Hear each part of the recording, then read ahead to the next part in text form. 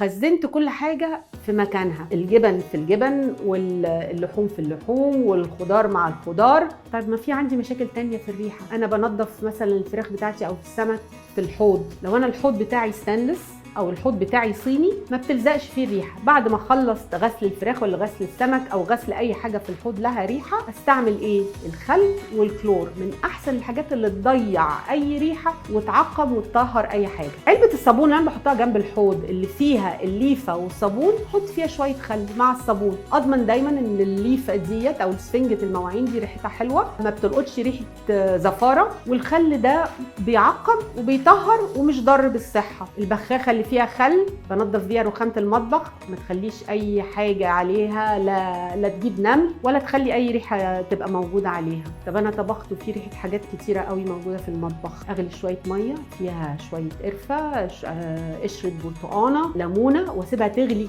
كتير كتير كتير. البخار اللي بيطلع ريحته حلوه ده هيملى لي المطبخ، يقتل لي اي ريحه من مكان طبيخ او تنظيف. كمان لازم نعرف ان اي حاجه فيها الياف او نسيج بتمص الريحه. يعني لو انا عندي مثلا مطبخ امريكاني، طبعا الاماكن دي فيها كنب، فيها كراسي، فيها تنجيد، فالأقمشة دي هتمص الريحه. طب انا ازاي احافظ على بيتي ان الريحه ما تتنقلش الاماكن دي؟ لازم دايما يبقى عندنا يا بياضات يا ملايات قديمه فرشينها، وانا في الفتره اللي بطبخ بيها افرشها على الفرش بتاعي، علشان بعدها كل يوم يومين اشيلهم اغسلهم، فتبقى دايما ريحه نظيفه، ما الاقيش العفش بتاعي ريحته طبيخ.